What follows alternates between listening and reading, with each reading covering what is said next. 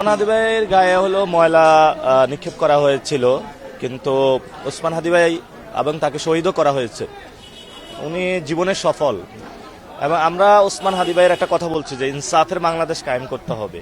গতকালকে আমি যখন বলছিলাম ভোটে আমাদের ক্যাম্পেইন করতে হবে, ইনসাফের বাংলাদেশ করতে হবে, দুর্নীতি চাঁদাবাজি বন্ধ করতে হবে, তখন প্রথম দফা পানি নিক্ষেপ করার পর আবার হলো পচা ডিম নিক্ষেপ করেছে। অর্থাৎ যারা এই কাজগুলো দেখতে চায় না, এটা যদি হয় তাহলে একটা রাজত্ব শেষ হয়ে যাবে, যে রাজত্বটা অনেক খারাপ রাজত্ব। আমরা এই রাজত্বটা শেষ করতে চাই, কারণ আমরা ভালো মানুষগুলোকে সংসদে পাঠাতে চাই। আমরা এটা বলেছিলাম যে যদি ভালো মানুষগুলো সংসদে যায় তাহলে এই ধরনের গ্যাম্বলিং, চাঁদাবাজি, দুর্নীতি এই কাজগুলো করবে না। এবং আমাদের এইখানে বড় একটা এজেন্ডা রয়েছে শহীদ ওসমান হাদির বিচার। আমরা বিচার নিয়ে যখন কথা বলি, যারা তাদেরকে খুন করেছে তারা ভয় পায় যে এর যদি বিচার হয় তাহলে তো খুনিরা হলো ধরা পড়বে। মুসাব্বিরের শুটার যারা, তারা কয়েকদিনের মধ্যেই আটক হইতে পারে, কিন্তু ওসমান হাদির যারা খুন করেছে তারা কোথায়? সেখানে আমরা মনে করি যে এখানে বড় ধরনের একটি ষড়যন্ত্র রয়েছে। যারা ষড়যন্ত্রগুলো করেছে তারাই ভয় পাচ্ছে এখন।